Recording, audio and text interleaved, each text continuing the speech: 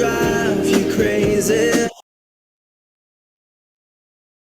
Mohon perhatian, hadirin yang kami hormati, acara webinar Journal Club Working on Clinical Psychological Research, Menginkah Dukungan Sosial Mampu Mengatasi Depresi, akan segera dimulai. Kepada hadirin dimohon untuk tenang dan mengaktifkan kamera serta menonaktifkan mikrofonnya. Adapun virtual background yang dapat digunakan dapat diunduh di kolom chat. Selamat datang kami ucapkan kepada seluruh peserta webinar telah hadir di acara webinar Working on Clinical Psychological Research, Mungkinkah Dukungan Sosial Mampu Mengatasi Depresi yang diselenggarakan oleh Asisten Laboratorium Psikologi UNY 2023. Assalamualaikum warahmatullahi wabarakatuh. Selamat pagi. Perkenalkan, nama saya Viranesha Adista Putri, selaku Master of Ceremony yang akan memandu jalannya acara webinar pada pagi hari ini. Yang terhormat, perwakilan pengurus Laboratorium Departemen Psikologi, Bapak Banyu Caksono, SPC MSc Psych, yang kami hormati, narasumber webinar pada pagi hari ini yaitu Raffi Sodik Bagaskara SPC, serta yang teristimewa para tamu undangan dan hadirin sekalian yang telah hadir pada acara pagi hari ini. Puji dan syukur malah kita panjatkan kepada Allah Subhanahu wa Ta'ala karena berkat rahmat dan karunia-Nya kita bisa berkumpul bersama meskipun secara maya di acara ini. Tak lupa juga kita haturkan salawat serta salam kepada Nabi besar Muhammad SAW. Untuk mempersingkat waktu, sebelum acara webinar ini kita mulai, maka perkenalkan saya sebagai pembawa acara untuk membacakan susunan-susunan acara kali hari ini. Acara yang pertama akan dibuka dengan pembukaan, kemudian dilanjutkan dengan menyanyikan lagu Indonesia Raya, disusul dengan sambutan dari perwakilan pengurus Laboratorium Departemen Psikologi FIPP UNY, kemudian dilanjutkan dengan pemaparan materi oleh narasumber kami, kemudian dilanjutkan dengan diskusi dan juga tanya-jawab, dan diakhiri oleh penutup. Hadirin yang berbahagia, untuk memulai acara pada pagi hari ini, mari kita berdoa bersama-sama menurut kepercayaan masing-masing. Berdoa dimulai. Indonesia Raya, pada hadirin dimohon untuk menyimak dengan seksama.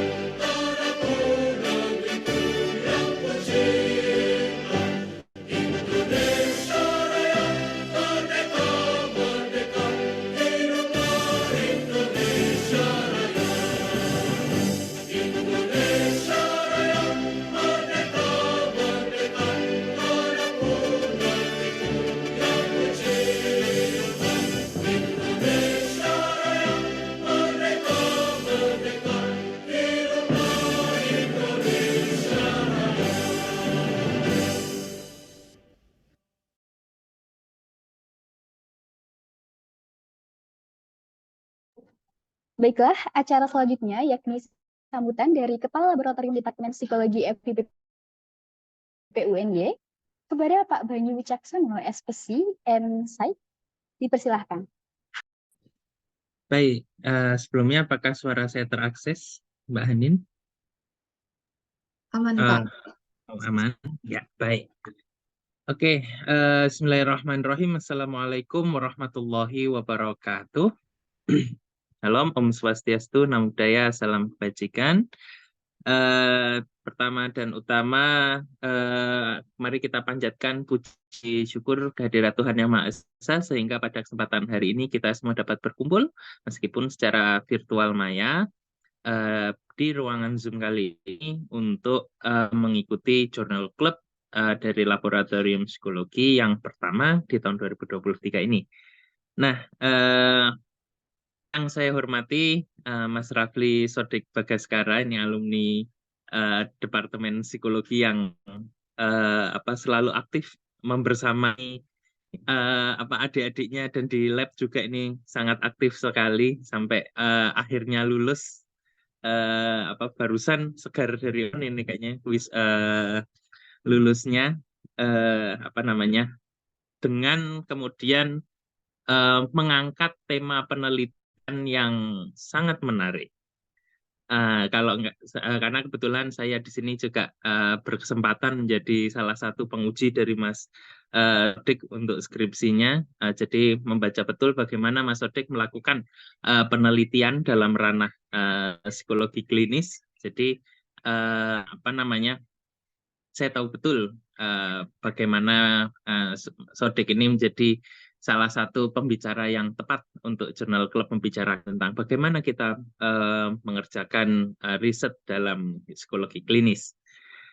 Nah, teman-teman dan hadirin semua, pada kesempatan Journal Club ini merupakan kegiatan rutin dari Laboratorium Psikologi, yang mana ini tujuan dari Journal Club ini adalah mendiseminasikan hasil-hasil penelitian, tidak hanya hasil-hasil penelitian dosen, tapi juga hasil-hasil penelitian mahasiswa dari Departemen Psikologi, yang kemudian dirasa oleh pengurus departemen ini harus banget diketahui oleh orang banyak. Karena kalau kita tunggu jurnal publish ini mungkin prosesnya agak lama dan panjang ya. Nah, jadi kita berikan platform untuk diseminasi dulu di dalam Journal Club ini untuk kemudian kita bisa mendiskusikan hasil-hasil penelitian terkini dari ranah bidang psikologi. Nanti ada psikologi klinis, perkembangan pendidikan biososial, psikometri dan lain sebagainya. Nah, ini yang akan menjadi topik dalam Journal Club kita berikutnya nanti. Nah, saya pikir itu yang dapat saya sampaikan sebagai pengantar. Selamat mengikuti Journal Club dari Laboratorium Psikologi Departemen Psikologi FIPP UNY. Semoga hasil penelitian dari Mas Sodik serta pointers dari Mas Sodik bagaimana melakukan riset dalam psikologi klinis ini dapat menginspirasi kita semua, khususnya kepada teman-teman mahasiswa Departemen Psikologi yang mungkin sedang atau akan menjalani proses skripsi. Ya, mungkin sedang sambil cari-cari topik ya, Mas Sodik. Jadi mungkin nanti juga bisa sharing pointers gimana tips dan triknya untuk kemudian teman-teman melakukan riset khususnya dalam konteks skripsi. Baik, itu saja. Selamat mengikuti Journal Club pada kesempatan hari ini. Semoga memberi manfaat untuk kita semua. Saya tutup bila itu baik budaya. Assalamualaikum warahmatullahi wabarakatuh. Waalaikumsalam warahmatullahi wabarakatuh. Terima kasih atas sambutannya Bapak Banyu. Sebelum beranjak ke acara selanjutnya, saya memberitahukan terlebih dahulu bahwa untuk mendapatkan sertifikat pada acara ini, peserta harus mengisi presensi terlebih dahulu dan absensi akan diberikan di room chat Zoom setelah pemateri selesai atau sesaat sebelum penutupan. Baiklah, tiba saatnya kita di acara inti. Yang kita tunggu-tunggu adalah pemaparan materi dan diskusi bersama narasumber kita yang hebat yang sudah hadir di tengah kita, yaitu Saudara Rafli Sodik Bagaskara SPSI. Kepada Saudara Rafli Sodik Bagaskara dipersilahkan. Oke. Selamat pagi teman-teman. Sebelumnya mohon maaf, apakah suara saya bisa terdengar dengan jelas? Sudah bisa, Mas, sudah terakses. Oke. Baik, Assalamualaikum warahmatullahi wabarakatuh. Selamat pagi teman-teman. Sebelumnya perkenalkan, nama saya Rafli Sodik Bagaskara, tapi lebih akrab dipanggil Sodik, itu pakai nama kedua saya, nama middle name saya. Saya adalah lulusan psikologi di tahun 2023, baru lulus di bulan Mei kemarin. Dan alhamdulillah kemarin sempat juga dianugerahi sebagai wisudawan terbaik dari UNJ periode Mei 2023. Eh Psikologi sendiri banyak ngasih ini sih, laboratorium psikologi sendiri itu banyak berpengaruh terhadap pertumbuhan eh, proses intelektual saya. Dan ini cukup menarik teman-teman karena waktu 2020 kalau nggak salah, jurnal klub itu pertama kali ada. Yang waktu itu ngisi itu Mas Garin sama Mbak Rahel. Dan kebetulan waktu itu saya ikut, dan berarti semester berapa tuh? Sekitar semester 3 atau semester 4 gitu. Terus saya akhirnya coba tanya-tanya langsung ke pembicaranya, dan dari sana dapat gambaran, oh ternyata skripsi itu bukan sebuah proses yang dilaksanakan hanya dalam satu semester, tapi itu adalah proses yang teman-teman lakukan dari awal semester, dari awal teman-teman masuk psikologi sampai akhirnya mengeluarkan output di semester-semester akhir, mungkin semester 7 atau semester 8 kayak gitu. Jadi ya itu ada proses panjang, dan di sini nanti saya akan membersamai teman-teman buat memperkenalkan hasil skripsi saya, hasil penelitian saya terkait dengan bagaimana pengaruh dukungan sosial terhadap depresi yang dimediasi oleh keterhubungan sosial dan kesepian pada individu remaja akhir. Kebetulan di sini juga ada Bapak Banyu. Jadi Pak Banyu ini sekretaris penguji saya waktu itu, dan sangat banyak berpengaruh buat terselesaikannya skripsi ini dengan baik kayak gitu. Oke, topik mengenai depresi ini sebenarnya adalah topik yang cukup terkenal di bidang psikologi klinis, dan salah satu bentuk psikopatologi yang mungkin paling banyak kita dengar saat ini. Nah, tapi sebelum saya mulai lebih jauh teman-teman, saya ada sedikit link menti.com, mungkin supaya saya tahu nih, kita menselaraskan apa sih yang teman-teman ingin cari di sesi ini. Teman-teman bisa mengisi terlebih dahulu link menti.com yang ada di layar kayak gitu. Kodenya di 82211458, bisa scan langsung melalui QR itu juga, jadi feel free.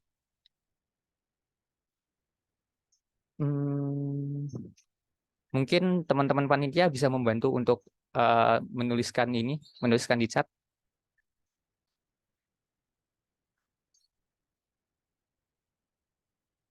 Oke, udah pada ngisi semua?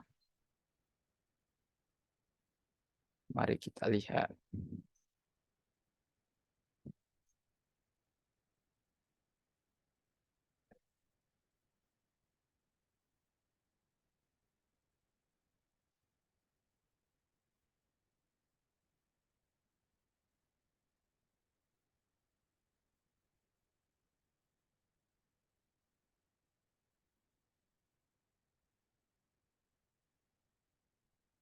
Oke, thank you, Hanin.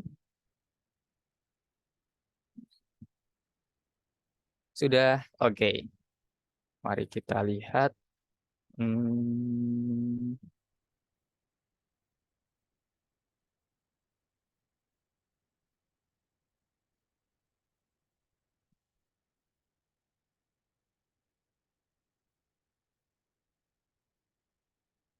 Oke, jadi kebanyakan di sini teman-teman berasal dari semester 5, begitu. Ada icon jempol juga di bawah teman-teman kalau teman-teman mau mencet. Oke, thank you. Oke, selanjutnya, apakah sudah berubah? Untuk pertanyaan kedua, apa yang ingin Anda pelajari hari ini? Apa yang ingin teman-teman pelajari di sesi ini?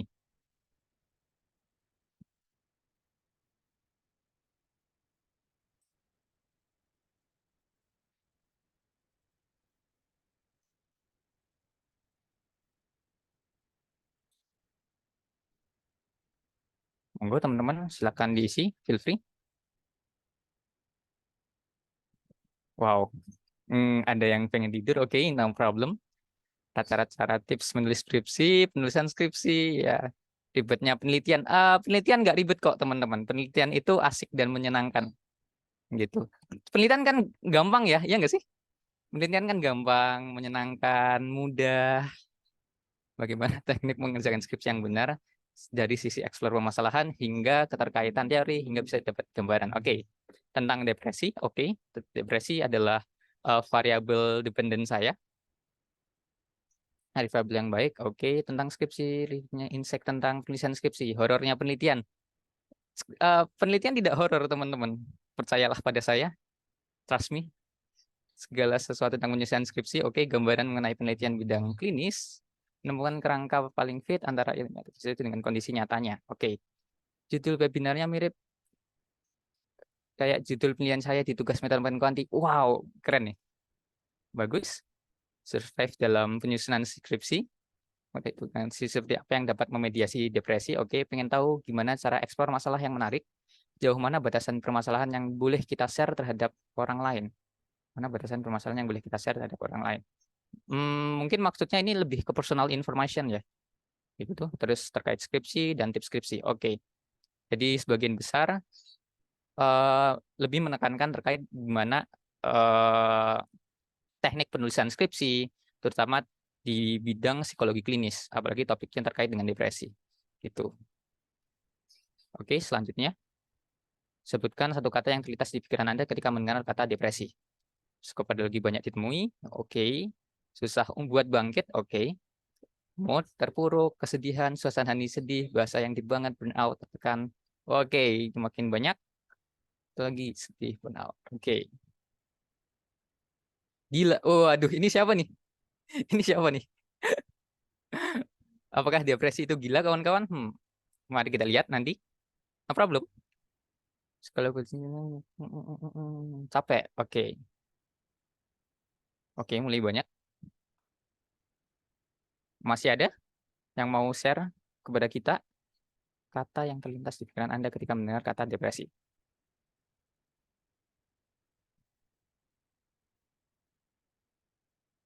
Kalau udah, bisa dikasih jempolnya kawan-kawan di bagian bawah. Oke, thank you. Oke, kayaknya ini ya, udah jenuh nih, udah sampai titik jenuh. Kadang kita bilang bahwa titik jenuh itu, misal kita ngambil partisipan nih, kita bikin penelitian, terus partisipan kita pengen nyampe 300-an.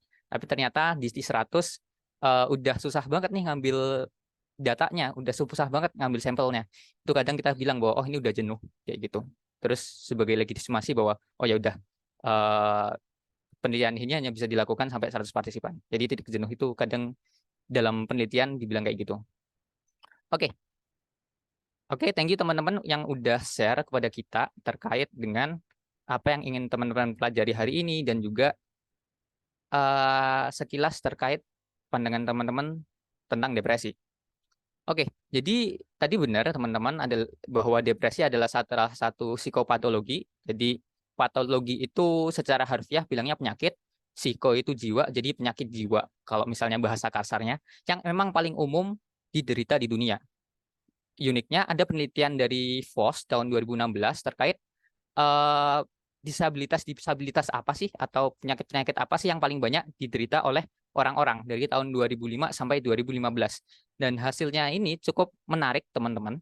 Paling banyak tidak diragukan lagi adalah lower back dan neck pain. Jadi masalah di bagian lumbar, di bagian punggung tulang belakang. Jadi kalau misalnya teman-teman sering mengalami sakit punggung dan ya itu ternyata memang paling umum dialami oleh orang-orang. Yang kedua adalah iron deficiency anemia. Dan kalau misalnya kita lihat nomor 4 di sini, kita bisa nemuin depressive disorder. Depressive disorder di tahun 2005 masih sama di peringkat 4 dan dia naik ke peringkat 3 di tahun 2015. Jadi prevalensi depresi itu memang semakin hari semakin tahun itu terus meningkat somehow. Ini adalah persebaran datanya yang lebih detail terkait dengan pada usia tertentu apa sih penyakit atau disabilitas yang paling banyak diidap oleh orang. Dan di sini kita tahu bahwa depresi itu adalah hal yang sebenarnya urgen untuk kita bahas. Usia 15 sampai 19 tahun berarti usia remaja akhir, sekitar remaja akhir. Itu ternyata depresi itu paling banyak diidap oleh mereka. Itu peringkat kedua. Sementara untuk dewasa awal di usia 20 sampai 24 tahun, ternyata depresi itu adalah disability yang paling umum dialami oleh masyarakat secara global. Dan ya, ini unik karena usia 20 sampai 24 tahun adalah usia-usia kita, usia-usia di mana udah mulai masuk kuliah, mulai masuk ke kerasnya kehidupan. Jadi ya, faktor-faktor sosial, akademik itu paling banyak menggonjang-ganjing usia-usia tersebut. Kemudian di usia 25 sampai dengan 44, depression kembali ke posisi nomor 2. Sementara paling umum dialami oleh usia dewasa awal yang udah nggak masuk emerging adulthood sampai dengan usia 64 tahun itu banyak ke back pain. Kayak gitu. So, dari sini kita tahu bahwa memang depresi itu semakin hari semakin umum. Ini data lainnya, teman-teman. Ada peningkatan yang linear antara depresi, jadi simptom-simptom depresi, kemudian diagnosis major depression episode, jadi itu adalah salah satu diagnosis depresi. Depresi kan ada 2, ada depresi yang bipolar, ada yang sifatnya unipolar. MMD, major depressive disorder, MDD, itu termasuk yang unipolar, dan itu cukup linear dengan perilaku percobaan bunuh diri dan juga usaha untuk meracuni diri sendiri. Datanya sebagai berikut. Kalau katanya APA bilang bahwa sekitar 322 juta jiwa di dunia itu mengidap depresi, atau sekitar 4,4%-nya. Dan kalau misalnya di Indonesia, berdasarkan data dari Riskesdas, riset kesehatan dasar, itu 12 juta jiwa itu mengidap depresi, atau sekitar 6,1%. Itu banyak loh teman-teman, 12 juta jiwa. Dan diperkirakan jumlahnya itu jauh lebih besar dari data yang tercatat. Kenapa? Pertama, depresi itu susah didiagnosis karena persebaran psikolog dan psikiater itu tuh kebanyakan di Pulau Jawa, sementara Pulau Sumatera, Kalimantan, Papua, Sulawesi itu persebaran psikolog itu masih jarang. Jadi ya, mungkin ada simptom-simptom atau orang-orang yang memiliki depresi tetapi nggak terdiagnosis. Dan yang kedua, data ini diambil tahun 2019 atau 2018, saya lupa. Di mana setelah adanya COVID-19 kemarin, diindikasi tingkat depresi itu semakin meningkat. Kayak gitu. Ada yang karena layoff, jadi hilang pekerjaannya. Ada juga karena pengaruh kelamaan di rumah, physical distancing, dan lain sebagainya. Dan ya, kalau misalnya dilihat dari persebaran usia yang kita lihat sebelumnya, kasus depresi itu memang paling banyak terjadi pada usia remaja akhir dan emerging adulthood. Makanya kemudian saya berpikir bahwa oke, ternyata prevalensi depresi emang sekian banyak. Jadi depresi bukan sesuatu yang bisa disepelekan lagi. Kita punya urgensi di sini bahwa kita perlu menyelesaikan masalah depresi. Kayak gitu. Nah, sedikit gambaran terkait dengan depresi, seperti yang tadi teman-teman udah singgung. Apa sih itu depresi? Depresi itu sebenarnya kalau misalnya kita mengacu pada peneliti sebelumnya, Aaron Beck, mungkin teman-teman masih kenal dengan Aaron Beck. Ada di sini yang familiar dengan seorang tokoh bernama Aaron Beck. Mungkin bisa chat di komen. Dia terkenal dengan apa? Ayo, ada yang ingat nggak Aaron Beck ini siapa? CBT. Oke, thank you Hanif. Aaron Beck terkenal dengan CBT-nya. Jadi dia penemu dan perancang dari cognitive behavior therapy. Tapi dia juga orang yang meneliti anxiety dan depresi. Tokoh yang hebat banget menurut saya. Perspektif dia adalah kognitif, jadi dia banyak ngomongin soal masalah anxiety dan depresi dengan dasar dari masalah gaya berpikir, kata dia. Makanya kalau misalnya teman-teman perhatikan CBT itu berusaha untuk ngecek, untuk merekonstruksi core belief seseorang. Kayak gitu. Dan Aaron Beck itu bikin buku yang terkenal banget, judulnya Depression, Causes and Treatment. Jadi itu buku tentang ngulas depresi secara benar-benar komprehensif. Itu keren banget bukunya. Di sana dia bilang bahwa depresi itu ada 3 terminologi sebenarnya. Pertama, depresi sebagai simptom. Kedua, depresi sebagai sindroma. Dan ketiga, depresi sebagai disorder. Kalau simptom berarti ada perubahan suasana hati menjadi sedih, tapi sebatas sedih aja. Kita belum tahu apakah perubahan suasana sedih ini diiringi dengan perasaan-perasaan lain. Kayak misalnya kalau dalam kasus sindroma, kalau sindroma itu kumpulan simptom-simptom, jadi ada perubahan kognitif, harga dirinya jadi rendah, menganggap dirinya bahwa oh diriku tidak berguna, tidak bahagia. Kemudian ada juga amotivasi, ketidakingginan apa ya, rendahnya motivasi diri, dan juga ada masalah terkait dengan somatif vegetatif kayak gitu. Jadi masalah depresi itu bukan masalah yang sebenarnya sifatnya psikologis aja, tetapi juga biologis kayak gitu. Dan itu untuk sekilas terkait dengan kesepian. Sekilas terkait dengan depresi. Dan depresi itu tuh sebenarnya adalah terminologi yang cukup unik, teman-teman. Teman-teman harus ingat bahwa depresi itu bukan satu-satunya terminologi yang bukan hak kepemilikan seutuhnya oleh bidang psikologi. Beberapa bidang lain juga menggunakan istilah depresi. Kayak misalnya kalau teman-teman belajar geografi, depresi tanah, itu bukan berarti kemudian tanahnya mengalami depresi psikopatologi, tapi karena tanahnya ada tekanan yang berlebih sehingga dia turun. Kata depresi diambil dari bahasa Latin, yang artinya deprimer. Jadi deprimer itu artinya terlalu banyak tekanan. Dalam kasus ini, tekanan-tekanan yang dihadapi oleh individu adalah tekanan mental. Istilah depresi sendiri bahkan diambil di tahun 1500-an. Sebelum kita mengenal kata depresi, kita menggunakan istilah melankolia. Jadi kalau teman-teman kadang mungkin mendengar kata melankolis, itu diambil dari kata melankolia untuk merujuk kepada depresi. Dan depresi ini juga ada cerita unik ketika kemudian kita menggunakan terminologi melankolia. Itu bahasa Yunani, melankos kayaknya.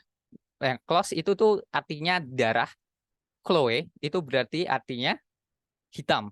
Jadi secara literal melankolia berarti darah hitam. Ini nggak terlepas dari sebuah sejarah. Ada tokoh terkenal dari kedokteran namanya Galenus. Galenus bilang bahwa tubuh manusia itu terbagi dari 4 cairan, ada cairan merah, putih, kuning, dan hitam. Katanya orang depresi itu cairan dalam tubuhnya itu nggak seimbang nih, cairan hitamnya itu lebih banyak. Makanya kemudian kita dikaitkan erat dengan kalau depresi itu pasti darahnya lebih hitam, yada. Enggak kayak gitu. Sebenarnya enggak kayak gitu. Di tahun 1500-an kemudian muncul tokoh terkenal namanya Vesalius untuk nyari emang darah hitam itu beneran ada.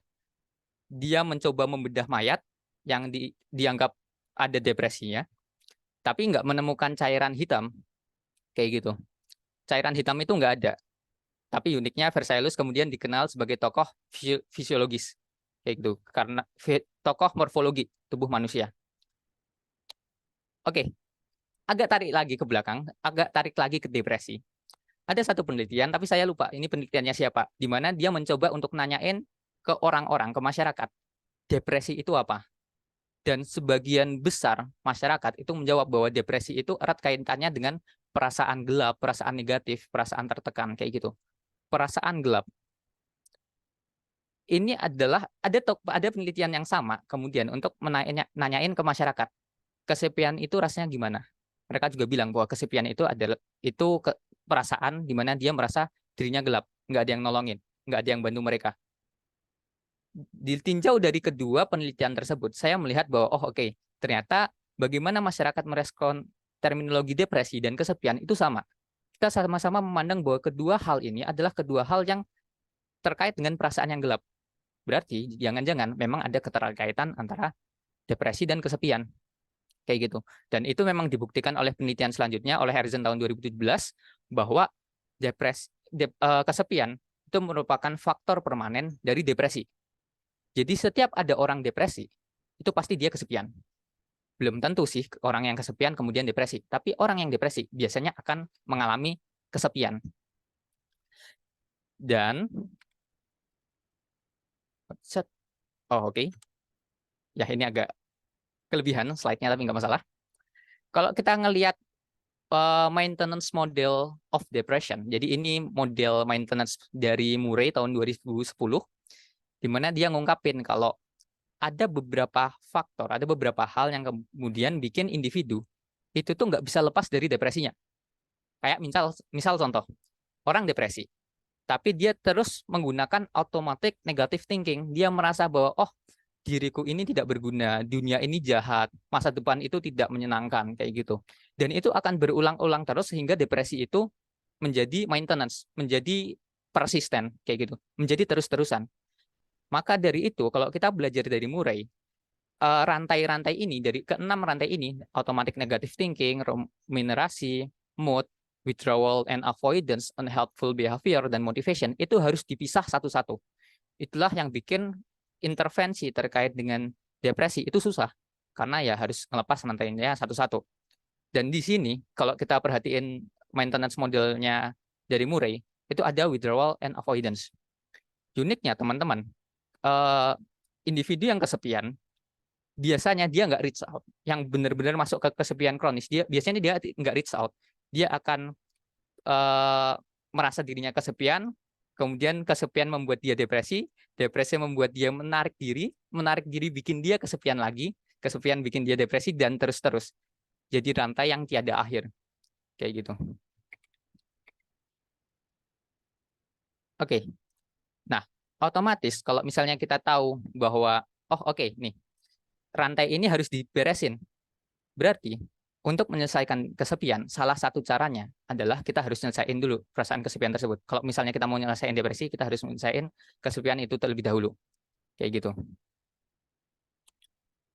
Oke. Nah, itu kemudian yang coba aku olah, bagaimana kemudian kita mengatasi kesepian. Ada dua hal yang bisa kita lakukan. Pertama, kita bisa mewujudkan keterhubungan sosial. Jadi keterhubungan sosial ini sebenarnya agak kebalikan dari kesepian. Kalau kesepian kan perasaan tidak terhubung dengan lingkungan sosial. Kalau keterhubungan sosial, perasaan terhubung dengan lingkungan sosialnya. Kayak gitu. Sementara yang satu lagi, dengan dukungan sosial, sifatnya lebih eksternal. Kalau keterhubungan sosial ini kan sifatnya internal sekali ya. Persepsi bahwa, ternyata teman-temanku ada kok. Sebenarnya keluargaku ada kok. Keluargaku di sini mendampingi saya untuk melalui perasaan depresi saya, misalnya kayak gitu. Itu keterhubungan sosial. Tapi kalau misalnya dukungan sosial, dia sifatnya lebih eksternal. Jadi kayak kehadiran ada keluarganya enggak, ada teman-temannya enggak, ada significant others-nya enggak. Significant others bisa pacar, bisa suami, istri, dan lain sebagainya, kayak gitu. Ada enggak sistem support kayak gitu? Itu dukungan sosial. Oke. Ini sedikit gambaran terkait dengan kesepian. Jadi sama kayak ini, sama kayak depresi tadi, kesepian itu juga muncul kebanyakan di usia remaja akhir dan dewasa awal, kayak gitu. Dan ini penelitian terkenal dari Lasgard, Matthias Lasgard itu orang Denmark. Dia ngelihat prevalensi kesepian itu biasanya bentuknya akan U. Paling tinggi itu antara lansia atau remaja akhir dewasa awal. Kalau kita ngelihat kurvanya ini sebenarnya menarik teman-teman, karena usia dewasa awal itu adalah usia di mana teman-teman kita itu banyak. Dan bahkan teman-teman kita sekarang, kuantitas teman-teman kita saat ini, itu biasanya lebih banyak daripada kuantitas teman-teman orang tua kita pada usia segitu. Kenapa? Karena kita bisa terhubung dengan lebih banyak teman, kita bisa terhubung lewat media sosial, terhubung lewat Facebook, lewat Twitter, yang sekarang namanya berubah jadi X. Teman-teman kita itu jauh lebih banyak. Tetapi di saat bersamaan, usia-usia kita itu kadang susah buat maintenance hubungan sosial kita. Entah itu karena kualitas hubungan sosial kita kurang atau lain sebagainya. Ya, itu yang kemudian berdampak pada perasaan kesepian. Jadi boleh jadi kuantitas kita banyak, teman-teman kita banyak, tapi kita tidak merasa terhubung dengan banyaknya teman-teman kita. Itulah yang kemudian bikin kita jatuh ke kesepian. Kayak gitu. Oke. Jadi kurang lebih begitu latar belakang yang saya bangun buat skripsi saya. Ini adalah bagaimana kemudian saya berangkat dari prevalensi depresi dan kesepian. Kemudian saya mencoba, jangan-jangan kita bisa ngatasin kesepian dan depresi menggunakan keterhubungan sosial dan dukungan sosial. Sadly, kondisi saat ini, penelitian-penelitian terkait keterhubungan sosial, dukungan sosial, kesepian, dan depresi, itu selalu dicacah-cacah. Jadi kayak cuma dukungan sosial terhadap depresi, keterhubungan sosial terhadap kesepian, kesepian terhadap depresi, tapi nggak pernah ada model yang holistik terkait dengan itu. Jadi nggak ada penelitian yang coba merangkum semua variabel ini dalam satu sudut pandang. Oke, ini posisinya di mana nih? Posisi dukungan sosial gimana? Posisi keterhubungan sosial ini gimana? Itu nggak ada. Itu yang pertama. Kedua, penelitian terkait keterhubungan sosial itu tuh skalanya masih ngacu pada skala lama dan bukan skala baru. Jadi skala lama tahun 95, terus skala baru itu ada di tahun 2001. Sadly itu tidak diadaptasi ke dalam bahasa Indonesia, jadi kita selalu pakai tahun 95. Padahal kalau katanya Richard Lee, jadi autor dari keterhubungan sosial, skala keterhubungan sosial, dia tuh bilang bahwa skala 95 dan 2001 itu udah beda banget. Skala keterhubungan sosial yang 2001 itu pengukuran variansnya itu lebih bagus. Kayak gitu. Otomatis kalau misalnya skalanya kita pakai yang lama dan itu skala yang tidak terupdate, maka hasil penelitian itu kan pasti ditanyakan. Emang valid nih kayak gitu. Emang ini masih relevan skalanya. That's why kemudian oke. Ini adalah urgen yang seada, maka saya harus bikin penelitian terkait bagaimana pengaruh dukungan sosial, keterhubungan sosial terhadap kesepian dan depresi dalam sudut pandang yang lebih holistik. Gitu. Oke. Ini adalah kajian teori yang saya pakai. Jadi tadi depresi dipakai punyanya Aaron Beck, kemudian kesepian pakai punyanya Russell. Keterhubungan sosial saya mengacu ke Richard Lee and Robbins, dan dukungan sosial saya mengacu ke Zimet. Kayak gitu. Nah, oke. Kita masuk ke dalam metode penelitian. Ya, ini adalah bagian yang kadang orang-orang bilang bahwa metode penelitian itu susah, metode penelitian itu rumit. Kita kadang bingung bagaimana cara kita survive dari metode penelitian. Saya sendiri memandang bahwa metode penelitian itu sebenarnya cuma pisau aja, teman-teman. Itu cuma alat yang membantu kita gimana cara membedah latar belakang dari hipotesis yang kita bangun, gitu. Jadi ini bukan sesuatu yang ditakutin, kita tinggal milih aja alat yang paling sesuai dengan urgensi penelitian kita. Itu alat yang mana? Apakah pisau, apakah bor, apakah obeng, dan lain sebagainya. Kalau di sini metode yang saya pakai pendekatannya adalah kuantitatif. Sedikit intermezzo teman-teman. Kuantitatif dan kualitatif itu bukan jenis penelitian, itu adalah pendekatan penelitian. Jadi pendekatan kuantitatif, kemudian jenis penelitian adalah kausal komparatif atau ex post facto. Terus populasinya adalah mahasiswa tahun pertama FIPP 2022-2023, dan ini saya lakukan masuk ke kelas-kelas. Jadi waktu itu saya ngehubungin ketua kelas masing-masing, terus nanyain, kira-kira kelasnya berkenan nggak buat saya jadikan partisipan penelitian. Kalau berkenan, terima kasih, tapi kalau kurang berkenan, tidak apa-apa. Kalau misalnya, bahkan kalau misalnya at least ada satu, itu nggak apa-apa, nggak masalah. Dan ya, ketika melakukan pengambilan data di lapangan, saya melakukan pengambilan data secara offline, jadi turun satu-satu, menemukan juga ada kelas yang dia nggak mau. Jadi itu hal yang sangat wajar. Dan itu sangat lumrah dalam penelitian kita. Partisipan itu kan sifatnya sangat sukarela ya, kita nggak boleh maksa partisipan kita buat, ayo lo ikut nih, kayak gitu. Jadi ya, itu bebas. Teknik pengambilan datanya adalah cluster random sampling. Jadi kelas-kelasnya itu udah saya random sebenarnya. Kelas dari jurusan psikologi, terus dari PLS, PLB, KP, dan lain sebagainya. Instrumen yang saya gunakan ada di sini. Ada BDI, ULS, SCSR, sama MSPSS. Dan mereka masing-masing udah punya reliabilitas yang bagus. Cronbach alpha-nya ini bagus. Kayak gitu. Terus teknik analisis yang saya gunakan di sini adalah path analysis. Path analysis itu sebenarnya gabungan dari regresi aja kok. Jadi dari regresi, kalau mungkin teman-teman belajar regresi berganda, itu kemudian digabung dalam sebuah path, dalam sebuah jalur. Kayak sungai gitu. Kalau sungai itu pasti ada hulu, ada hilir. Nah, yang penting masuk ke dalam variabel-variabel itu aja. Ditaruh mana? Kalau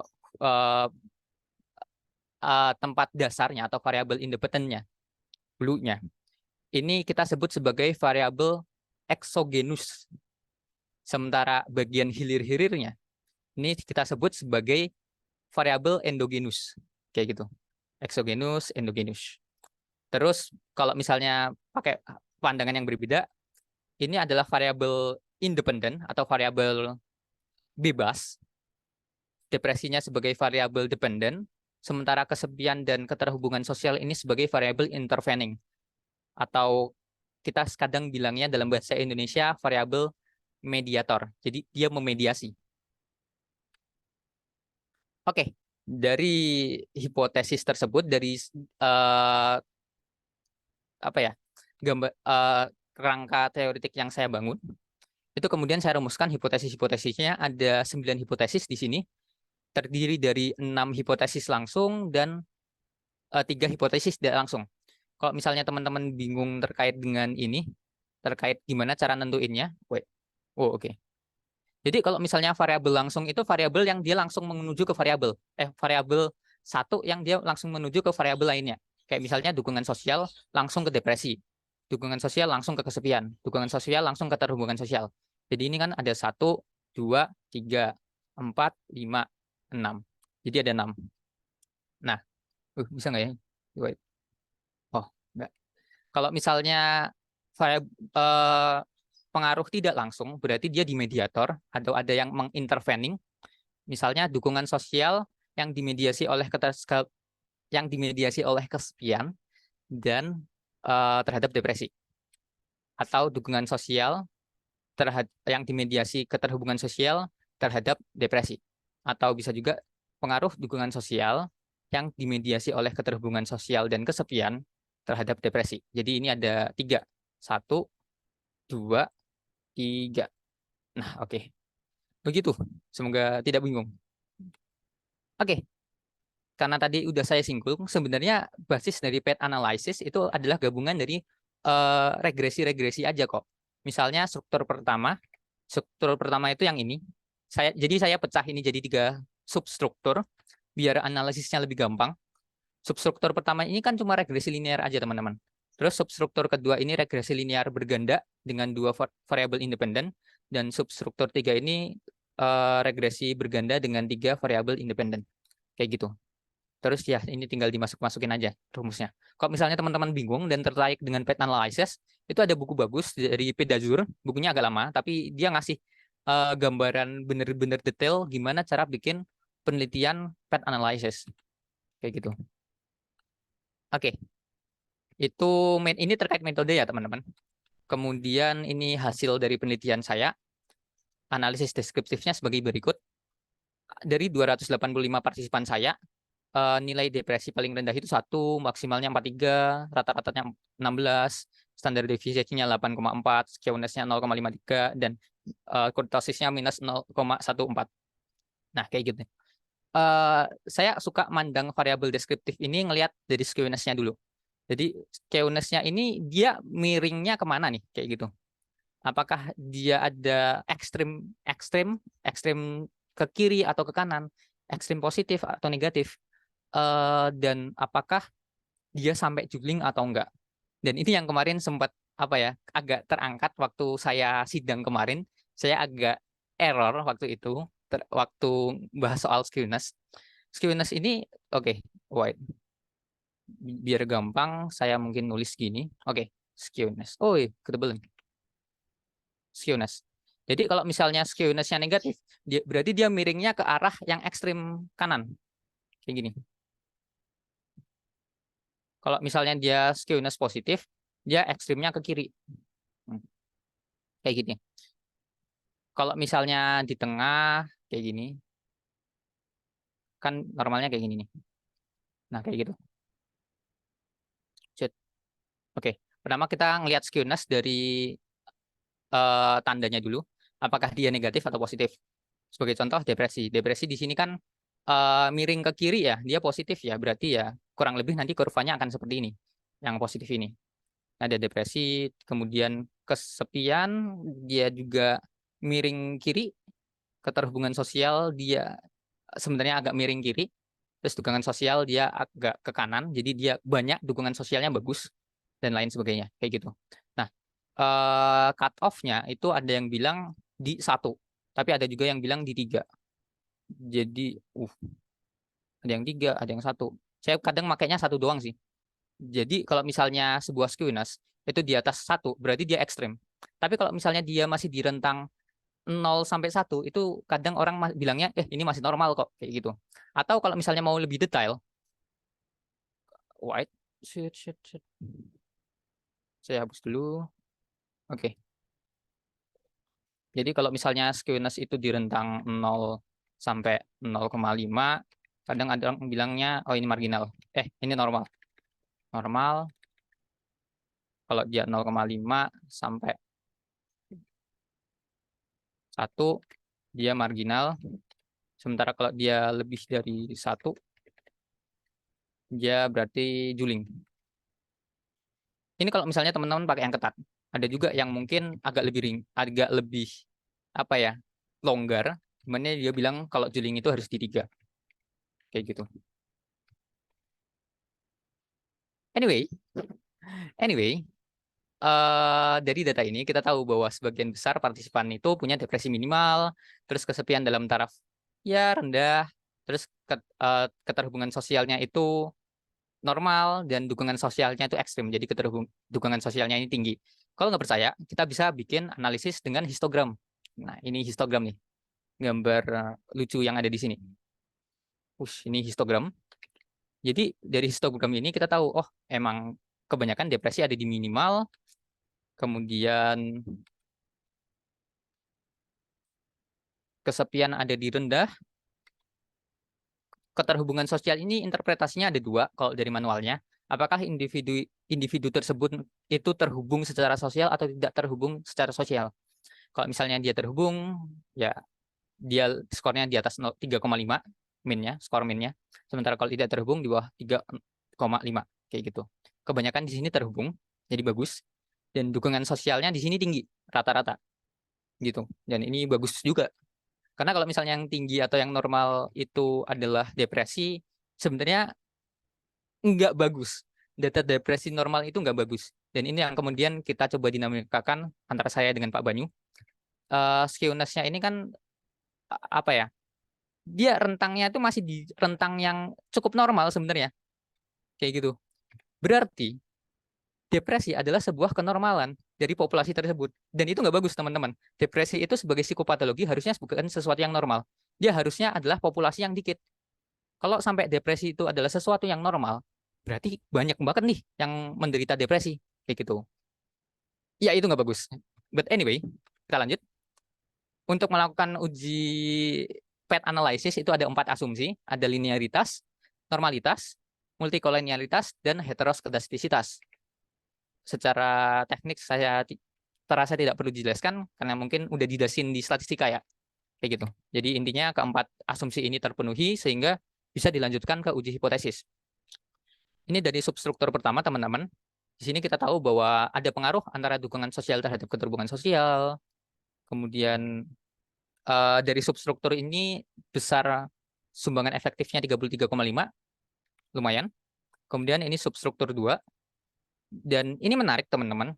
Karena dari ini bukan yang ini substruktur 2, ada pengaruh antara dukungan sosial terhadap kesepian dan keterhubungan sosial terhadap kesepian. Bahkan sampai sumbangan efektifnya 52,4. Itu di atas 50 itu udah bagus banget lah. Nah, ini menarik. Yang ini yang tadi mau saya rujuk. Jadi, hasil penelitian saya itu tidak menemukan adanya signifikansi antara dukungan sosial dengan depresi. Ini sangat bertolak belakang dengan teori-teori yang sebelumnya udah disampaikan. Teori-teori sebelumnya atau penelitian-penelitian sebelumnya selalu mengatakan bahwa dukungan sosial bisa mengurangi depresi secara signifikan. Tapi dalam penelitian saya hal ini nggak ditemukan, bahkan beta koefisiennya aja. Beta koefisien itu adalah koefisien terstandar.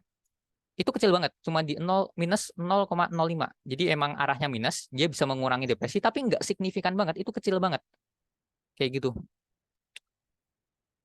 Oke, sebaliknya, kesepian bisa mempengaruhi depresi. Jadi dalam konteks positif, semakin tinggi kesepian, semakin tinggi depresi, dan keterhubungan sosial juga bisa mengurangi depresi secara signifikan, karena di sini minus, kayak gitu. Dan sumbangan efektif untuk model 3 ini adalah 31,3. Ini juga lumayan, bagus. Nah, oke. Selanjutnya, kita masuk ke dalam analisis tidak langsung. Jadi tadi ada 6 hipotesis yang udah terjawab, bahwa dari 6 hipotesis tersebut pengaruh langsung itu cuma 1 yang nggak punya pengaruh langsung, yaitu dukungan sosial terhadap depresi. Sementara untuk pengaruh tidak langsung, di sini kita bisa lihat kalau semuanya itu memenuhi hipotesis. Jadi kalau misalnya dukungan sosial kita lewatkan dulu untuk mengurangi kesepian, barulah dia bisa mengatasi depresi. Kayak gitu. Kalau misalnya dukungan sosial kita lewatkan dulu ke keterhubungan sosial, baru dia bisa mengurangi depresi. Itu cukup menarik. Berarti dukungan sosial itu nggak bisa berdiri sendiri. Dukungan sosial kalau mau mengurangi depresi, dia harus bisa membuat individu tersebut itu merasa bahwa dia benar-benar terhubung dengan lingkungan sosialnya. Di satu sisi, mungkin ada kasus-kasus di mana dukungan sosial itu hadir aja. Jadi mungkin seseorang punya keluarga yang lengkap, teman-temannya suportif, tapi individu tersebut tidak mempersepsikan bahwa hadirnya dukungan sosial tersebut. Jadi dia tetap merasa tidak terhubung. Kalau dia merasa tidak terhubung, ya dia akan tetap jatuh kepada kesepian yang melanggengkan depresinya dia. Itu hasil yang saya temukan dalam penelitian ini. Gitu. Kalau misalnya kita bahas secara lebih detail, ini temuan-temuan menariknya teman-teman. Jadi peran keterhubungan sosial,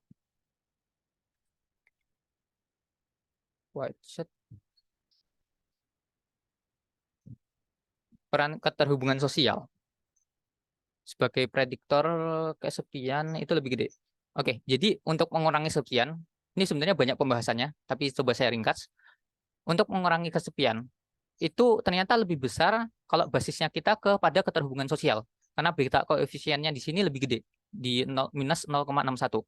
Sementara dukungan sosial itu lebih kecil, cuma di minus 0,18. Kayak gitu. Kenapa? Karena kesepian basisnya itu adalah kognitif, persepsi, anggapan.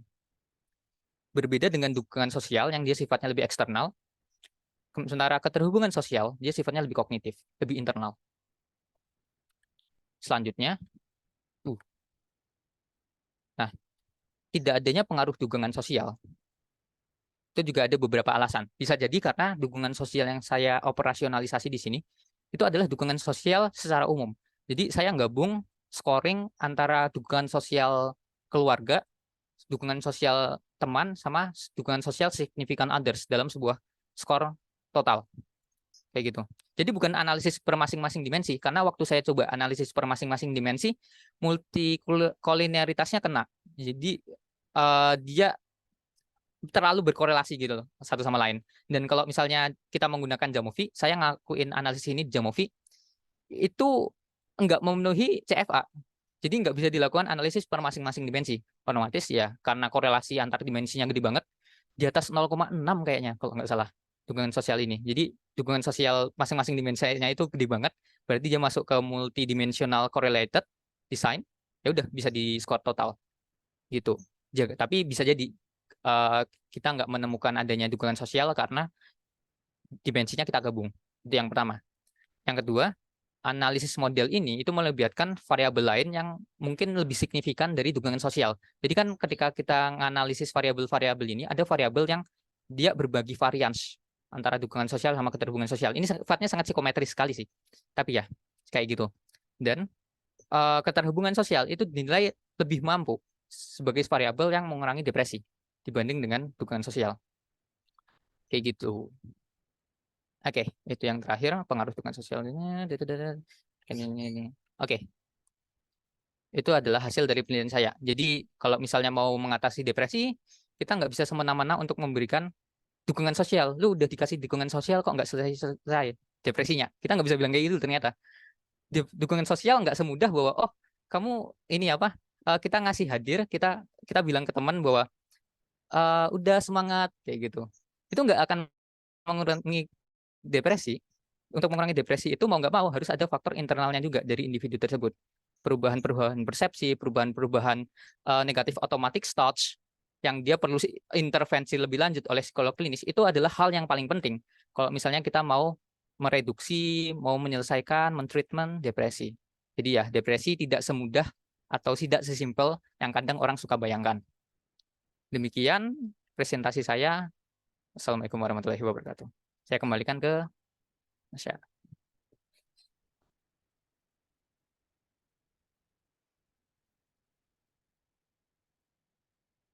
Oke.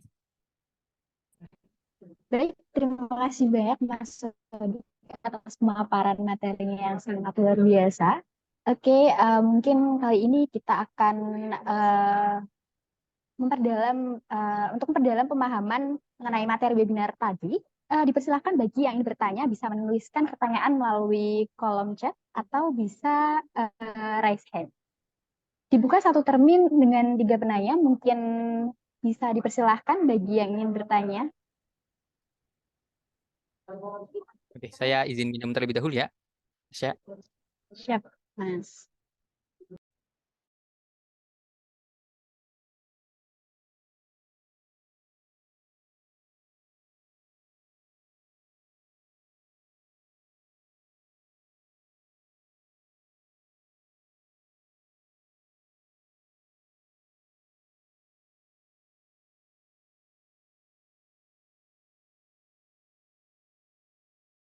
Mungkin sembari menunggu pertanyaan, mungkin Mas Sodik bisa nggak sih ngasih tips and trick nih buat mahasiswa psikologi, gimana sih cara menjalani skripsi supaya lebih gampang gitu, Mas?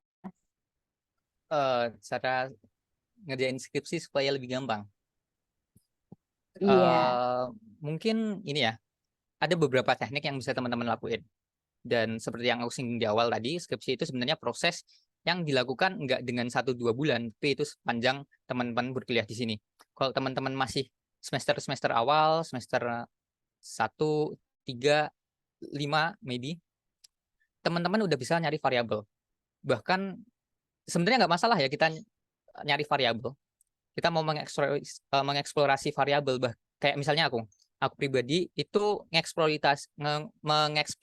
kesepian itu waktu aku semester 1. Jadi sejak semester 1 aku udah netapin, oke, penelitianku besok itu nggak akan jauh dari kesepian.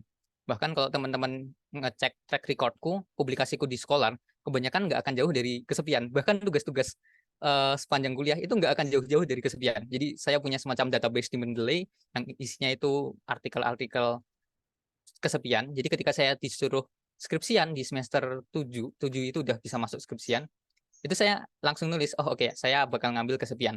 Tinggal variabel-variabel lainnya aja yang saya pikirin waktu itu. Itu yang pertama. Jadi banyak-banyak baca, cari fokus ke spesialisasi variabel tertentu. Sebenarnya nggak buru-buru, tapi ya coba teman-teman explore mana yang paling teman-teman tertarik. Yang kedua, perdalam metodologi. Jadi kalau misalnya metodologi itu kan di bab 3, dia sifatnya sangat dia sifatnya sangat teknis. Bahkan beberapa dosen itu menyarankan sebelum kamu bikin latar belakang, coba perhatiin dulu bab 3-nya gimana. Metodenya apa, pendekatannya apa, skalanya ada nggak atau nggak kalau misalnya kuantitatif kayak gitu. Itu sih yang mungkin bisa aku kasih saran, dan juga jangan lupa buat konsisten nulis, karena kadang kita kalau misalnya skripsian garap sekarang tapi kemudian dapat revisian baru kita kerjain 2 minggu kemudian, 3 minggu kemudian kayak gitu. Jadi teman-teman dapat revisi langsung kerjain, itu nggak akan kerasa kok. Begitu, Asya. Oke, menarik banget. Mungkin lebih ke spesifik gitu ya, Mas, dan konsisten.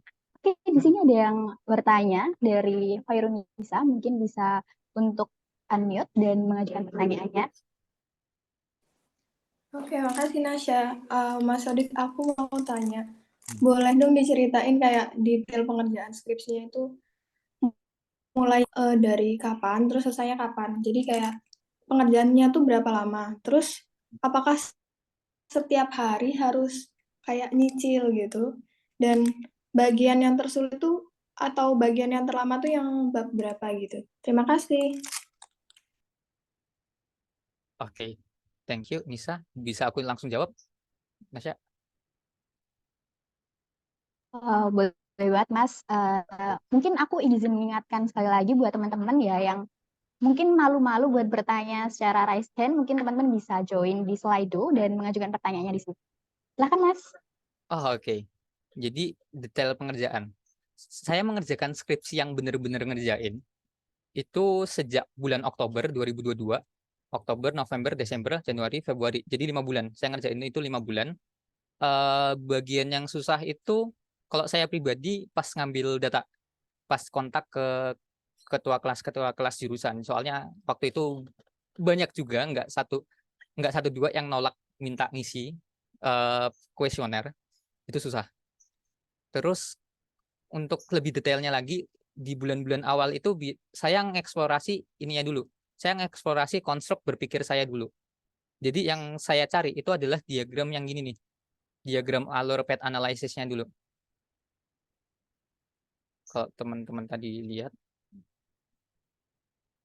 Oh ya, oke. Kalau teman-teman tadi lihat yang ada dukungan sosial, keterhubungan sosial, kesepian, dan depresi, itu saya benar-benar mikirin dulu. Kemudian saya cari, oh oke, alat yang paling tepat untuk neliti ini apa ya? Kemudian, oh saya nemuin ada yang namanya path analysis, dan saya dalamin path analysis. Setelah dalamin path analysis, baru di akhir bulan November itu ngetik bab 1, bab 2. Di awal Desember itu sebenarnya udah, enggak nyampe Desember malah. Di November itu udah beres, diajuin bab 3 ke dosen pembimbing saya Bu Nina, Bu Rahmatika Kurnia Ramadhani, di ACC, kemudian ngambil data di Desember awal. Desember tanggal berapa itu? Minggu minggu pertama, terus baru selesai di Januari minggu kedua. Terus langsung garap bab 4 sama bab 5. Garap bab 4 sama bab 5 saya cepet kok. Sebenarnya cuma 5 hari doang. Bab analisis sampai pembahasan itu cuma 5 hari. Yang bikin lama itu nunggu konfirmasi dari dosen. Jadi kayak udah ACC belum kayak gitu, itu yang lama. Dan ini pas mau sidang itu kan harus minta konfirmasi jadwal dari ketiga dosen penguji. Dosen pembimbing saya, Bu Rahmatika Kurnia, terus sekretaris penguji, dan dosen penguji utama. Dia itu harus nyelokin satu waktu yang sama supaya oke, boleh sidang nih. Itu nyari waktu di sana tuh, itu yang bikin susah. Gitu. Ya, dan saya akhirnya sidang di Maret, baru sidang di Maret. Dan akhir Maret itu udah beres semua kok, udah sampai yudisium juga di Maret. Tinggal nunggu wisuda kayak gitu.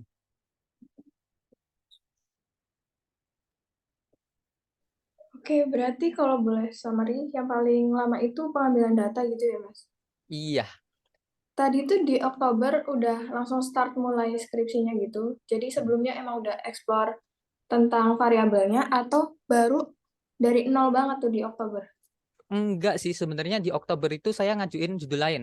Waktu itu saya ngajuin bagaimana ini substruktur ini doang, kesepian terhadap keterhubungan sosial. Tapi kemudian itu dianggap sama Bu Nina, ini terlalu simpel Mas. Kayak gitu katanya beliau. Dah cari yang agak sulitan aja. Terus aku iseng kan waktu itu, sekalian aku pakai ide awalku ya. Jadi ide awalku itu bikin path analisis tapi nggak seribet ini. Cuma ini aja. Path analisis tapi lebih simpel lah pokoknya. Terus oke, ditantangin sama Bu Nina, ya udah aku ajuin kan waktu itu bab 3. Terus waktu aku ngajuin bab 3 sama Bu Nina, ini bagus nih Mas. Udah lanjut. Aku nggak nyangka kalau misalnya bakal dijawab kayak gitu. Jadi ya udah aku lanjutin. Tapi ternyata alhamdulillah masih dengan kajian teoretik yang aku lakukan masih linear lah dan masih aman-aman aja kayak gitu. Oke, makasih Mas Sodik sudah jelas. Oke, thank you Nisa. Oke, mungkin di slide udah ada yang bertanya nih Mas, ada 2 penanya. Mungkin Mas Sodik mau menanggapi langsung atau bagaimana? Oke, aku tanggapin langsung aja ya. Oke. Ini izin bertanya, boleh kasih tips biar selalu semangat ngerjain skripsi Kak? Tiap orang pasti punya yang beda-beda ya semangatnya, apa yang bikin semangat, gue pengen lulus kayak gitu. Aku pribadi waktu ngerjain skripsi suka dengerin podcast, suka dengerin streamer, jadi kayak ada streamer biar nggak sendirian ngerjainnya, itu ada masang di pojokan itu sambil dengerin sambil ngetik. Atau kadang kalau misalnya ini ada event ke toko buku, dan kebetulan gini, aku neliti tentang depresi, ada teks-teks depresi yang itu bikin diriku agak terkena dampak yang nggak menyenangkannya juga. Jadi tiap pagi aku paksain buat jogging. Bahkan sampai sekarang aku paksain buat jogging. At least ngelihat matahari. At least jalan. Itu biar ada hormon adrenal yang naik supaya aku bisa lebih fokus, supaya aku bisa lebih segar, dan supaya hormon kortisol itu tidak terlalu menguasai bagian lobus frontal kayak gitu. Itu kalau misalnya bahasa neuroscience-nya ya. Tapi ya Itu salah satu tips yang bisa dicoba kalau misalnya teman-teman pengen semangat buat ngerjain sesuatu. Gitu. Oke, aku lanjut yang kedua ya. Yang kedua, Mas tadi skala keterhubungan sosial dari Richard Lee, mungkin maksudnya ya. Jadi Richard Lee tahun 95 atau 2001. Terus jadinya diadaptasi atau gimana? Konstruknya Richard Lee. Jadi aku kenal Richard Lee. Kita ada korespondensi ke email. Jadi waktu itu kan PSP ya. PSP terus disuruh sama Bu Tria waktu itu sebagai pengampu mata kuliah penyusunan skala psikologi, suruh kontak original autornya. Kebetulan Richard Lee ini agak terbuka gitu buat ngadaptasi ke dalam bahasa Indonesia. Terus dia support. Nah, sama dia itu langsung dikasih 3 versi dari Social Connectedness Scale Revised. Jadi tahun 95, 2001 sama tahun 2008. Dan tahun 95 itu sebenarnya dia udah bilang bahwa oh ini 95 itu udah nggak recommended kalau mau ngadaptasi, adaptasi yang 2001. Kata dia kayak gitu. Ya udah, aku adaptasi 2001. Sementara yang tahun 2008 itu tuh fokus ke campus social connectedness. Jadi bukan social connectedness secara umum, tapi cuma social connectedness dalam konteks kampus aja sama teman-teman kampusnya doang. Jadi ya akhirnya ngambil yang tahun 2001. Dan tahun 2001 itu aku adaptasi waktu PSP semester 6 2000 berapa tuh?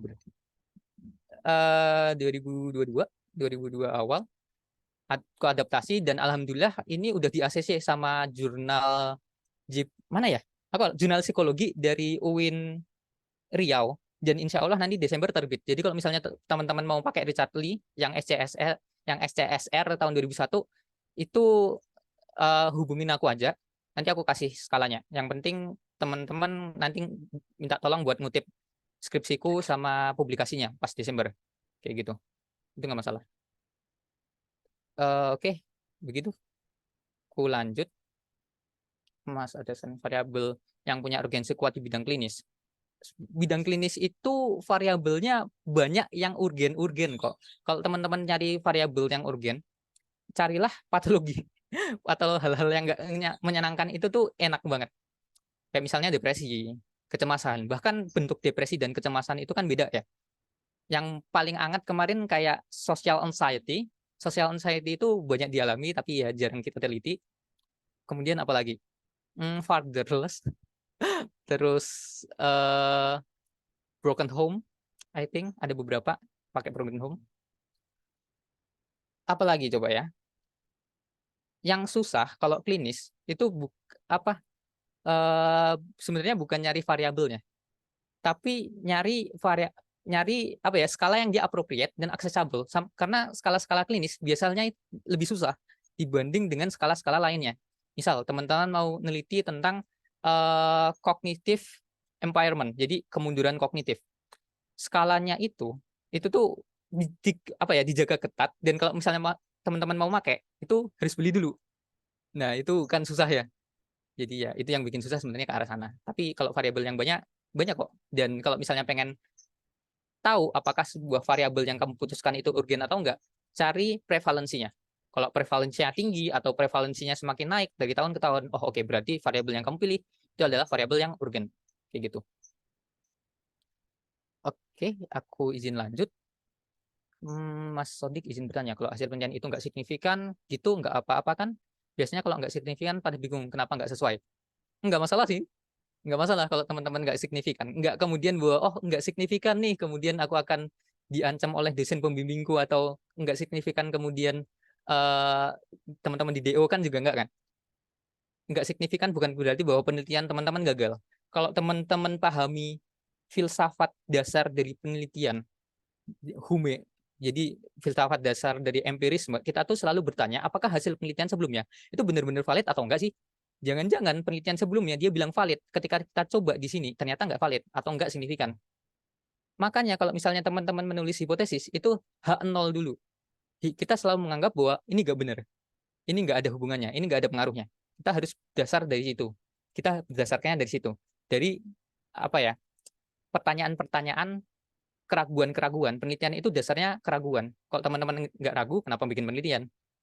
Barulah kemudian kita uji, oh ternyata benar kok. Oke, valid. Baru kemudian kita tulis H alternatif. Makanya terminologi H0 dan H alternatif itu dasarnya dari sana. Nggak masalah kalau misalnya nggak signifikan. Yang penting, teman-teman melakukan secara metodologi sudah benar. Skala teman-teman itu skala yang udah benar nih mengukur variabel yang teman-teman pengen ukur. Yang pertama. Yang kedua, teknik pengambilan datanya teman-teman itu udah benar. Kemudian kalau misalnya memang ternyata pada akhirnya kita nggak menemukan sosi dan pada dasarnya memang nggak signifikan. Bisa jadi memang hasilnya nggak signifikan. Teman-teman tinggal cari aja kenapa ya nggak signifikan. Oh, mungkin karena ini dilakukan di populasi yang berbeda, partisipannya beda, usianya beda, demografinya beda. Itu kan banyak banget ya. Teman-teman harus mengeksplor itu. Kenapa kok bisa tidak signifikan? Kalau teman-teman bisa membeli alasan, nggak masalah. Teman-teman akan tetap lulus kok. Kayak gitu. Gitu. Oke. Aku bisa lanjut. Udah lebih dari 3 pertanyaan sih, tapi oke ya. Nggak apa-apa, Nasya. Boleh Mas, masih ada waktu untuk Q&A-nya. Oke. Oke, izin bertanya Mas. Boleh tahu jurnal-jurnal psikologi yang biasa diakses apa aja? Terima kasih. Jurnal psikologi yang aku akses, sebentar ya. Aku kayaknya punya draft-nya deh. Aku suka pakai Tyler and Francis, kalau teman-teman tahu. Jadi Tyler and Francis itu kayak publisher gitu. Dia itu dari paper-paper yang dia terakreditasi, dia itu bakal kumpulin di situ. Dan kita bisa mining datanya. Itu asik banget mining data. Wah, cara nah itu aku di chat ya. Dan kalau misalnya mining itu kita enak banget. Kayak misalnya, dari 1 kali search, aku bahkan bisa dapat artikel sampai 4.000, 8.000 kayak gitu. Itu dari Taylor and Francis dan itu asik banget. Selain Taylor and Francis, aku suka pakai Sage Pub. Cuma kalau pakai Sage hati-hati teman-teman. Kalau bisa ngakses Sage, itu cari yang dia open. Soalnya beberapa kasus di mana dia nggak open, dia locked. Tapi kemudian kita paksa pakai ski hub, itu kemudian IP kita diblokir, jadi nggak bisa ngakses gitu sama sekali. Hati-hati aja, kayak gitu. Itu deh Tyler and Francis. Kemudian yang lain ada Oxford Journal dari Academic O. Ada Gstore. Kalau misalnya Gstore itu buat akses jurnal-jurnal lama. Kayak misalnya teman-teman akses jurnal yang tahun 1900, 1800 itu ada di Gstore. Tapi kalau yang baru-baru Gstore ini nggak update. Terus Springer sama Science Direct. Kalau Science Direct ini dari Scopus dan mereka kadang suka pelit. Jadi mereka locket semua tuh kalau Science Direct. Tapi nggak masalah. Teman-teman pakai ski hub aja. Kalau Science Direct kayaknya nggak masalah. Gitu. Kalau misalnya jurnal psikologi dalam negeri, teman-teman pastiin dia terakreditasi. Jurnal-jurnal psikologi dalam negeri itu kadang nggak bagus. Soalnya entah itu cara mereka teknik analisisnya atau misalnya skalanya. Jadi skalanya asal-asalan. Bahkan yang SCS tahun 95 itu terjemahan aslinya itu ternyata dari skripsi dan itu terjemahannya nggak bagus. Jadi nggak pakai standardized pedoman. Ada pedoman adaptasi tapi dia nggak pakai. Kayak gitu. Jadi cuma translate sekali, validasi ya. Begitu. Nanti sesuaikan aja sama Sinta. Oke. Lanjutnya apa nih? Kenapa yang dipilih menjadi Mungkin responden? di akhir itu bawah. Apa? Sorry. Yang di bawah itu Mas, Yang pertanyaannya. yang tentang offline ya? Oke. Iya, betul.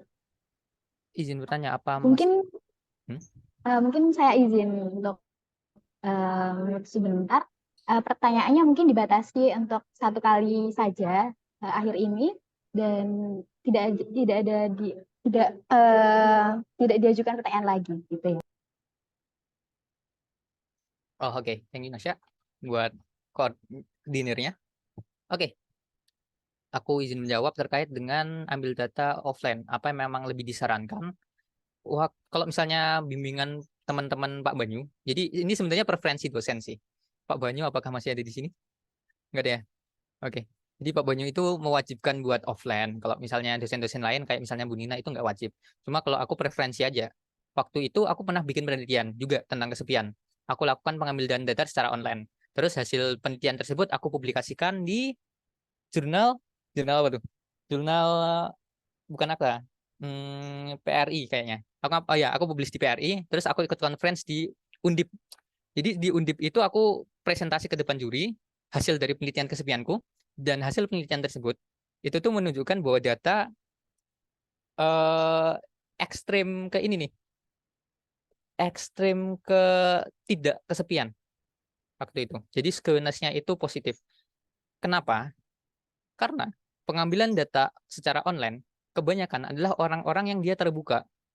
Dia mau ngeklik kuesioner kita. Itu ada berarti kan tipe orang-orang yang mungkin cenderung ekstrovert, mau terbuka tentang dirinya. Sementara orang-orang introvert, orang-orang yang dia kurang terbuka dengan dirinya, itu otomatis nggak ngisi. Dan itu bikin persebaran data kesepiannya itu cenderung ke kiri. Jadi kesepiannya kebanyakan rendah. Dari hasil tersebut, gara-gara kena bantai sama juri di Undip, ya udah aku mutusin, oke, kalau neliti kesepian atau neliti depresi, kayaknya susah nih kalau misalnya bikin penelitian secara online. Ya udah, aku lakukan offline aja untuk sekalian ketemu sama partisipan. Karena kalau misalnya kita lakukan pengambilan data secara offline, itu enaknya lagi kalau misalnya ada hal-hal apa ya yang bisa kita eksplorasi atau misalnya kita lihat secara langsung, itu lebih enak aja observasinya kayak gitu. Gitu ya. Aku izin lanjut. Mas, izin bertanya, kenapa yang dipilih responden pilihan itu mahasiswa tahun berapa? Apa karena lagi masa peralihan dan proses adaptasi? Betul, lagi masa peralihan dan proses adaptasi, itu yang pertama. Kedua, terkait dengan eh, fokus penelitian yang aku angkat, alasan kenapa kebanyakan dari remaja akhir itu saya anggap kesepian atau depresinya tinggi. Itu pertama, karena secara maturasi otak itu masih dalam proses. Kalau misalnya dewasa awal itu kan dia sudah lebih mature. Sementara kalau remaja akhir, maturasinya masih dalam proses tuh. Makanya tendensi depresi itu memang lebih tinggi pada remaja akhir, karena secara hormon dia masih belum stabil. Kemudian peralihan dari awalnya SMA, kemudian ke kuliah, yang dia nuansanya beda banget. Dan selain itu juga mahasiswa tahun pertama itu biasanya lebih terbuka.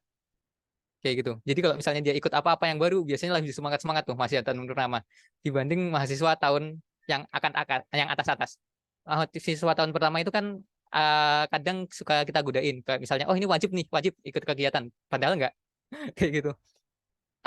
Hal-hal kayak gitu, mereka lebih terbuka. Itu juga hal yang harus diperhitungkan ketika teman-teman bikin penelitian. That's why akhirnya ngambil mahasiswa tahun pertama. Kayak gitu. Oke, begitu. Ada lagi?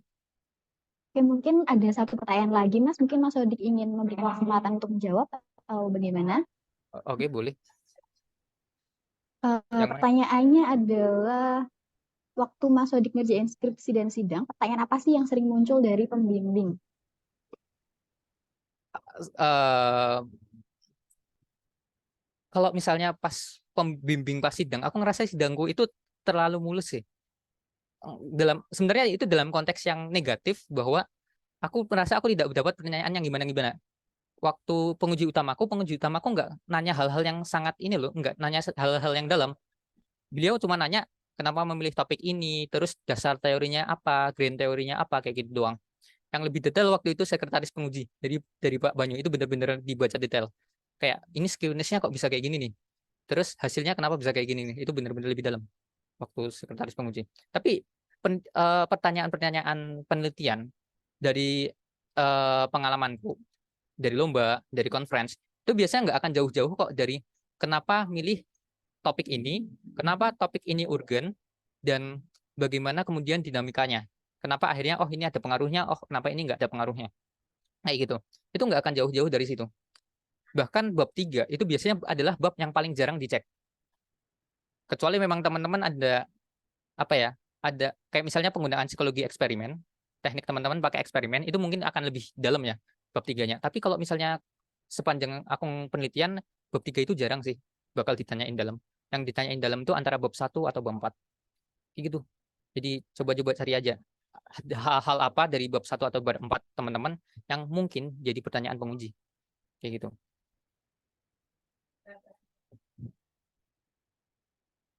Oke, terima kasih banyak Mas Sodik atas penjelasannya. Karena karena waktu udah menunjukkan pukul 11.23, maka sesi Q&A kita akan ditutup. Terima kasih kepada narasumber yang telah memantik diskusi kita pada pagi hari ini. Terima kasih telah memberikan materi yang luar biasa. Semoga apa yang disampaikan dapat bermanfaat bagi kita semua. Izinkan saya sebagai moderator untuk menyimpulkan dari pemaparan yang telah kita dengarkan pada hari ini, yaitu prevalensi kasus depresi ini kian meningkat setiap tahunnya. Fenomena sekarang ini menjelaskan bahwa depresi itu erat kaitannya dengan kesepian. Bahkan kesepian itu diindikasi sebagai faktor permanen dari kesepian.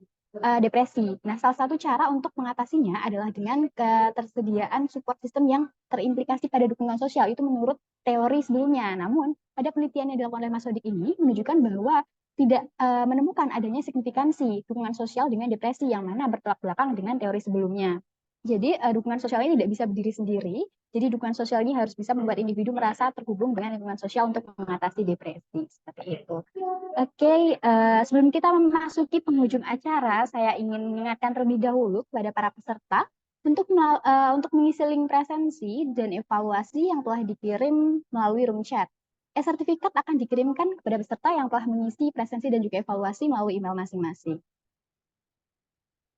Oke, hadirin yang berbahagia, tibalah kita di penghujung acara. Sebelum acara ini ditutup, alangkah baiknya kita membaca doa terlebih dahulu. Berdoa menurut kepercayaan masing-masing dimulai. Berdoa tidak dibatasi. Selanjutnya kita akan melakukan sesi dokumentasi terlebih dahulu. Seluruh hadirin diharapkan bisa mengaktifkan kamera dan memberikan pose terbaiknya. Sesi dokumentasi akan dipandu oleh operator kita, Kak Hani, yang dipersilahkan. Oke, yuk teman-teman yang mau on cam boleh banget dinyalain kameranya. Kita tunggu sebentar.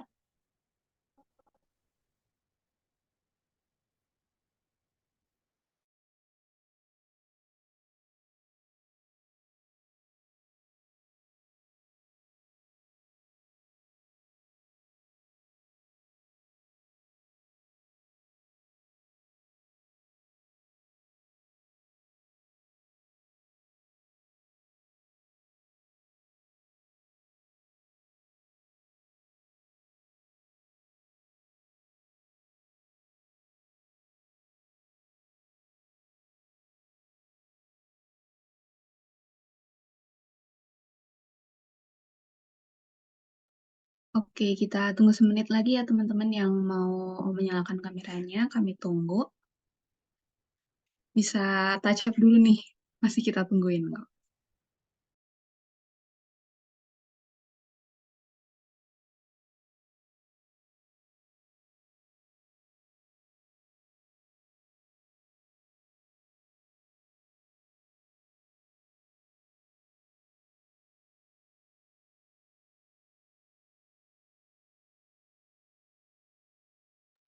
Yuk teman-teman bisa on cam yuk.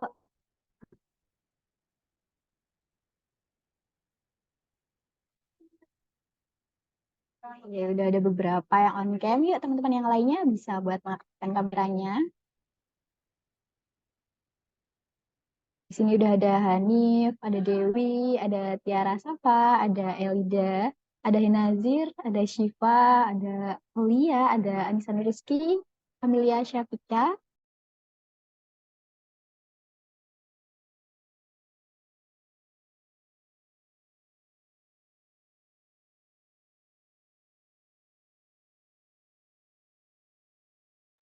Oke, mungkin untuk mempersingkat waktu, kita langsung sesi dokumentasi aja kali ya. Untuk slide pertama, saya hitung 3, 2, 1. Oke, sekali lagi ya. 3, 2, 1. Oke, terima kasih teman-teman semuanya. Terima kasih banyak kepada Mas Sodik yang telah memberikan materi yang sangat luar biasa dan menjadi narasumber yang sangat luar biasa pada pagi hari ini di acara Jurnal Club tahun ini. Kemudian terima kasih juga kepada Pak Banyu yang telah hadir dan memberikan sambutan luar biasanya. Dan juga terima kasih juga kepada seluruh panitia dan peserta yang telah mensukseskan acara ini dari awal sampai akhir. Saya Meranasya, selaku MC, undur diri. Mohon maaf atas segala kekurangan. Wassalamualaikum warahmatullahi wabarakatuh. Waalaikumsalam warahmatullahi wabarakatuh. Waalaikumsalam. Waalaikumsalam warahmatullahi wabarakatuh. Thank you teman-teman. Thank you Aslab. Wah, ini gimana nih Aslab? Waduh, ekologi nih kayaknya nih. Bukan ya? Psikologi semua, Mas. Oh, nganu apa? Kafe ekologi bukan sih? Oh, apa ekologi? Ini cosan. Oh, Sulsan. Oh, oke. Ya, aku kira ekologi. Ya, ya udahlah ya. Oke. Ini masih ada ini berarti apa?